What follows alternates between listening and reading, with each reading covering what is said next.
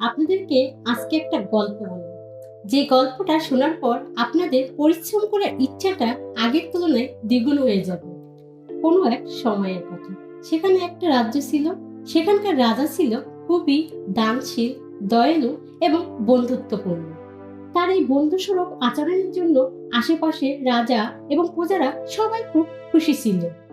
তাই ওই রাজার সাথে কেউ দেখা করতে আসলে সাথে করে কোনো না কোনো উপহার নিয়ে আসতেন। সেটা যে কোনো কিছু হতে পারে, যেমন সুস্বাদু খাবার, সুন্দর সুন্দর পোশাক, হীরা, মণিমুক্তা ইত্যাদি। একবার সেই রাজার দরবারে একজন বিদেশি আসলো। সেই বিদেশি রাজার আতিথেয়তায় খুবই খুশি হলেন এবং তাকে একটা পাথর উপহার দিলেন।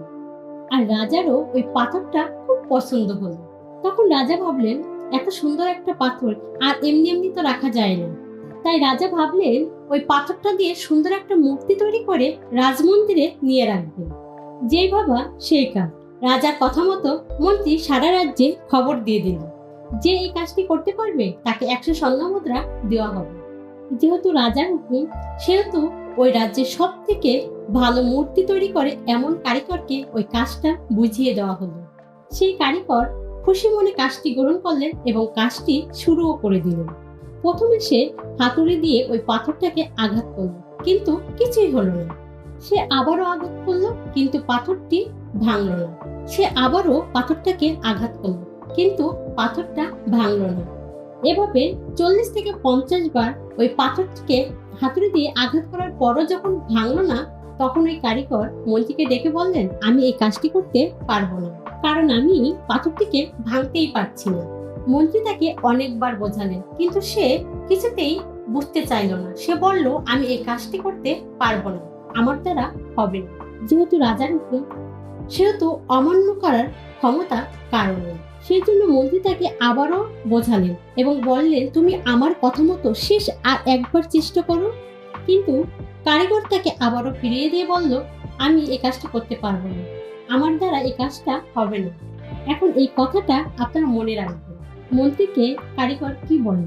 আমরা আবার গল্পে ফিরে আসি। মন্ত্রী তখন এক সাধারণ কারিগরের কাছে গিয়ে রাজার সেই আদেশের কথা জানালেন যে এই পাথরটা দিয়ে সুন্দর একটা মূর্তি তৈরি করে দিতে পারবে, রাজা তাকে 100 স্বর্ণ মুদ্রা উপহার দেবে। তো নতুন কারিগর কাজটা শুরু করেছে। সে অল্প একটু চেষ্টাতেই পাথরটি ভেঙে ফেলল এবং সে খুব সুন্দর একটা মূর্তি তৈরি করে ফেলল। এটা দেখার পর মন্ত্রী বলতে লাগলো সেই পূর্বের কারিগরকে উদ্দেশ্য করে, হায়, তুমি যদি আর একবার চেষ্টা করতে তাহলে তুমি এই 100 স্বর্ণ মুদ্রার মালিক হতে পারতে। তো যেটা হলো সেটা ওই নতুন কারিগর একটা মূর্তি তৈরি করে রাজাকে দিল এবং রাজা তার কথা মতো তাকে 100 স্বর্ণ মুদ্রা উপহার দিল। এখন মূল কথায় আসি, যে কথাটা আপনাদেরকে মনে রাখতে বলছিলাম। এই যে কথাটা, আমি পারবো না, আমি অনেক চেষ্টা করেছি, আমার দ্বারা হবে না, এই কথাগুলো বাদ দিয়ে আপনি এটা ভাবুন, আপনি যেভাবে চেষ্টা করেছেন সেটা সেইভাবে নয়, অন্যভাবে চেষ্টা করা দরকার। অর্থাৎ আমি বলতে চাচ্ছি, আপনি কোনো কাজ করতে না পারলে সেটাকে বাদ না দিয়ে বা ছেড়ে না দিয়ে নতুনভাবে নতুন উদ্যমে শুরু করুন। দেখবেন আপনার কাছেই সফলতা আসবে। বৈদ্যুতিক বাল্ব যে আবিষ্কার করেছিল সেই মহান বিজ্ঞানী টমাস আলভা এডিসন, তিনি কি তার প্রথম চেষ্টাতেই সফল হয়েছিলেন? তিনি কতবার চেষ্টা করেছিলেন? 1 বার, 2 বার, 10 বার, 15 বার, 100 বার? না, তিনি 2774 বার বিফল হয়ে একবার সফলতা পেয়েছিলেন।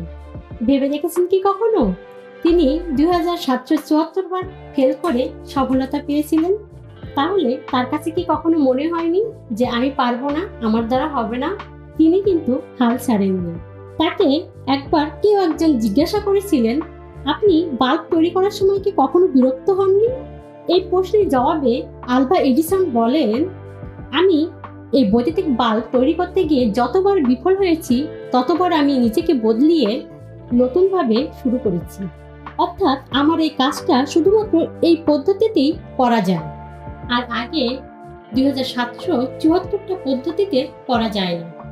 তাই আমাদের উচিত কোনো কাজ শুরু করলে যতক্ষণ সফল না হয় ততক্ষণ পর্যন্ত সেই কাজের পিছনে লেগে থাকা। কোনো কাজে কখনো হার মানা যাবে না।